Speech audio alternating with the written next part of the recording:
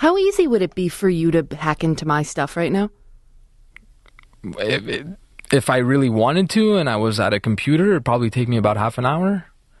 And you could find out everything? I find out everything. Your bank account information, your Twitter password, all your passwords to all your accounts. Half an hour. Give or take.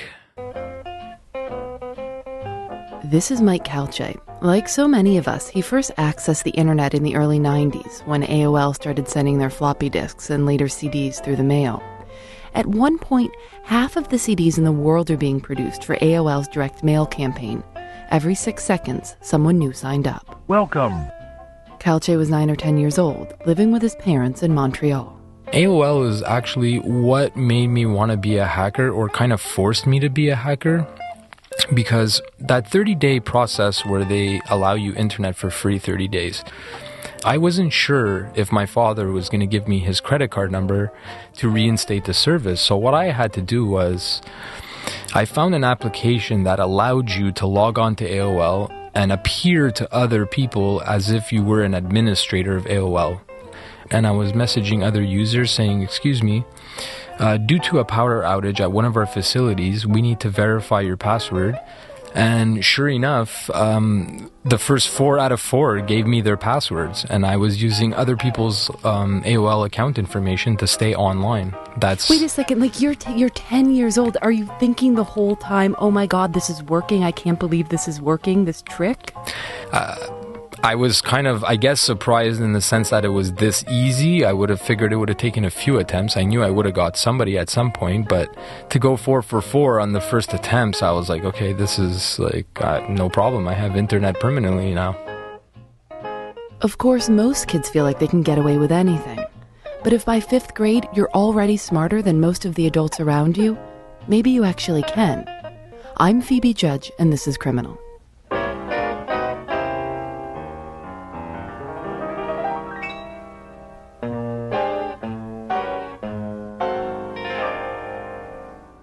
In many ways, Calce's early experience with the internet wasn't so different from a lot of people's.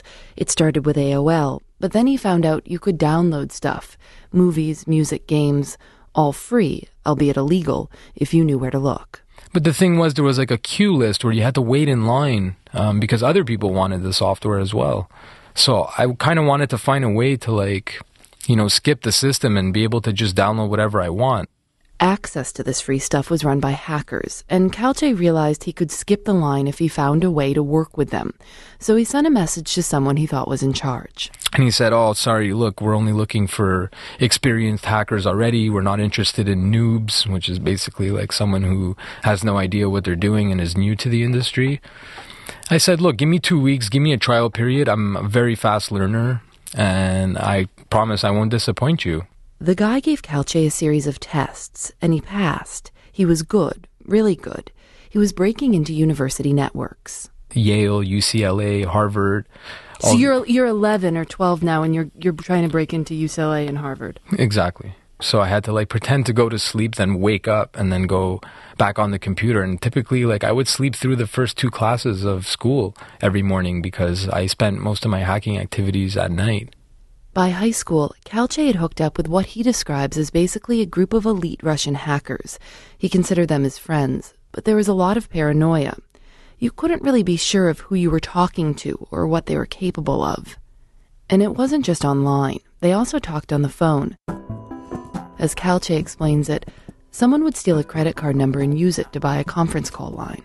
It was kind of like a Friday night thing, and someone would post a phone number and post a PIN, and a bunch of hackers would go on this conference call line. And what would you do once you got there?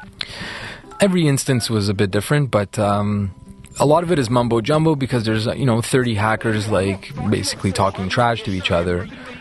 But in one instance, there was an American hacker on one end, and there was a Russian hacker on the other end, and they were basically calling each other out. The American was threatening to divulge the Russian's personal information. The term is doxing.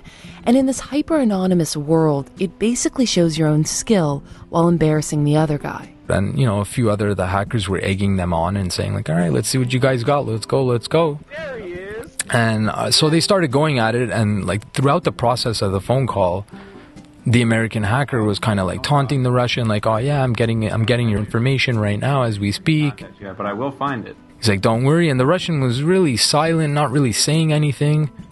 At some point, like 20 minutes down this conversation, the American's like, all right, I'm getting pretty close. I'm accessing some of your information. And the Russian finally speaks up and he's like, well, you don't have to do that. And the American's like, what are you talking about? And then the Russian starts going off, listing off his parents' name, his home address, and social security number. The American like started admitting defeat, like he started pleading. He's like, please, no, like, all right, I give. And the Russian's like, no, I'm not done with you. You were talking a big game. Like, now let's see what's going on. And the American started screaming on the phone, and he's like, what the hell did you just do? What the hell did you just do? And the Russian's like, bye-bye, kiss mommy goodnight for me. And I don't know if I want to say this too explicitly, but the American was like, holy shit, you cut the fucking power from my house. So he's sitting there in the dark. He's sitting there in the dark and he's on the phone line. He was just freaking out, losing it. And then people started exploding on the chat. I was very impressed and in awe with what he was capable of doing. Just for context, that was 1999, the same year that people were freaking out about Y2K, and Al Gore claimed to have created the internet.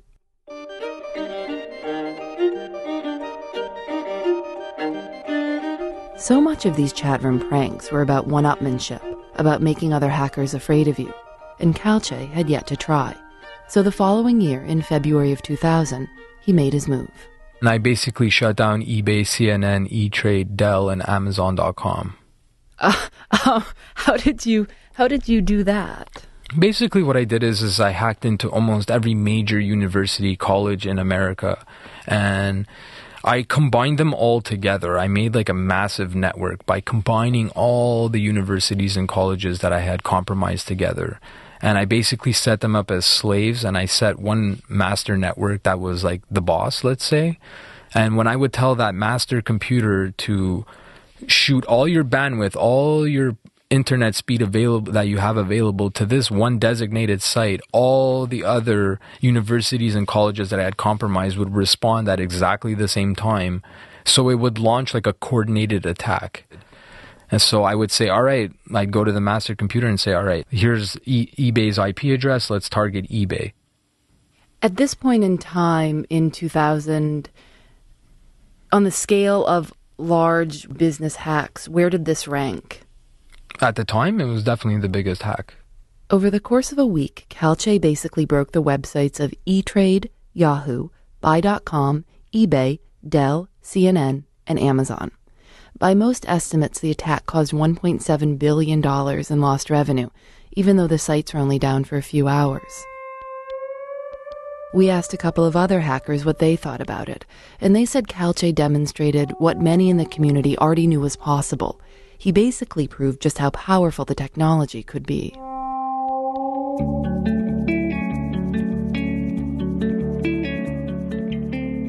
So where were you when you get arrested? I was at a friend's house, actually, ironically, watching a Goodfellas movie.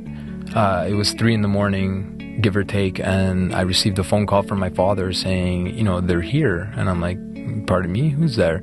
But I could tell by the tone of his voice that, the show was over, basically, and that the RCMP, which is like the Canadian version of the FBI, and the FBI as well, were in a joint task force, and they had raided my house. And your parents, your parents know nothing of what's going on when the police and the FBI show up at the door? My dad knew at this point because I had told him prior to getting raided that I was the person responsible for these attacks. What was his response? I was pretty smart about it. Like, basically, I had to pick the right time to tell him, and I picked a Sunday when he was like, eating a nice panini. And wait, I don't know. But that's not, he's got the panini, so he doesn't care about the New York Stock Exchange. It's okay, he's got the sandwich. Right, he's got the sandwich, so I figured like the best time to deliver this kind of news is when you're in the process of eating some good food. I figured it would kind of alleviate some of the the stress involved with what I'm about to tell him. And, my dad's a cool, calm, collected kind of guy. So he took it rather well. He was kind of shocked.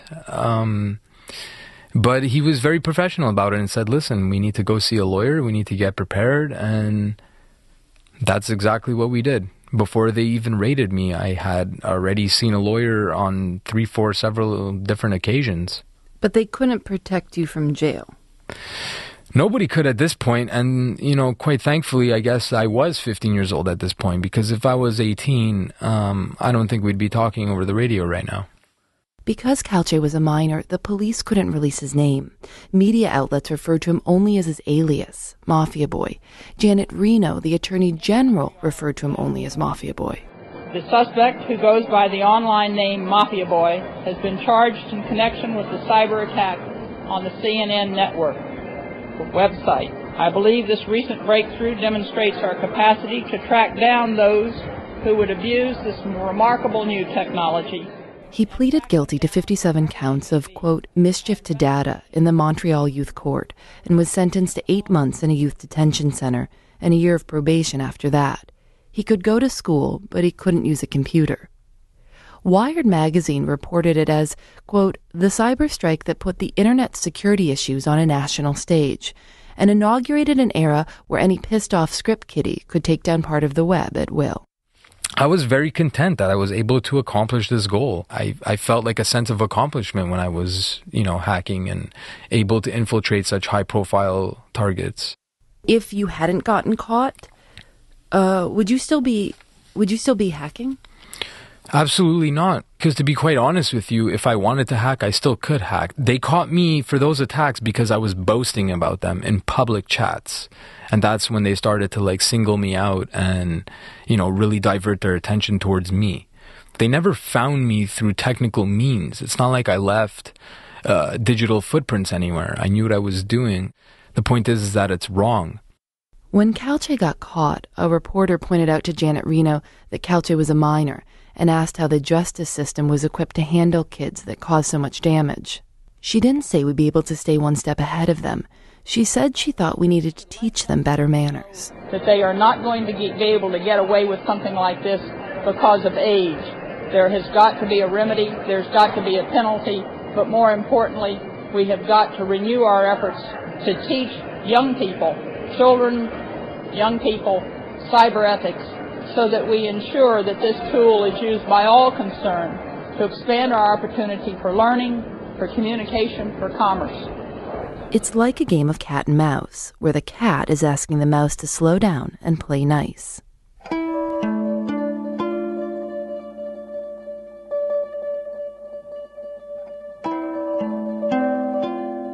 Calce is 31 now. He makes a living trying to help companies find weak spots in their networks.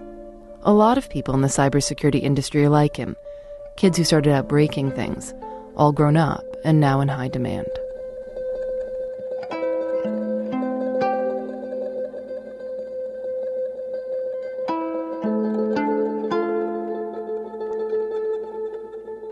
Criminal is produced by Lauren Spohr, who debuted on AOL as the Book Princess, Eric Mennel, a.k.a. Red Sox 1302, and me, Phoebe J44, that's unchanged for 20 years.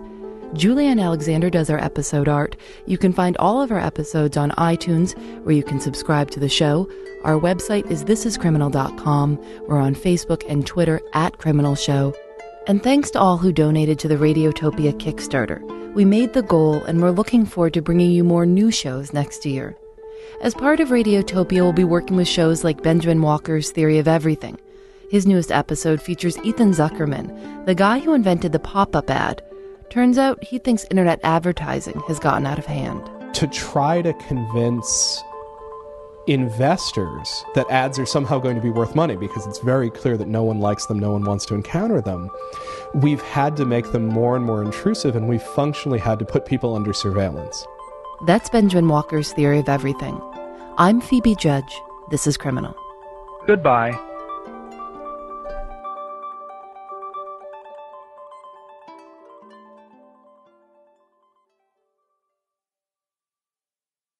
What scares you?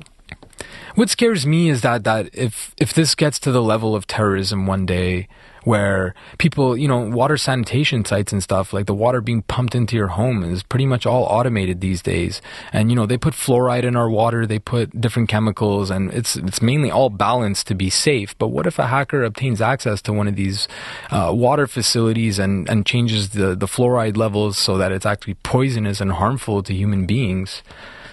These are the type of things that scare me. Shutting off power in hospital facilities, making automated defense missile systems launch against their own nation. These are things that really scare me.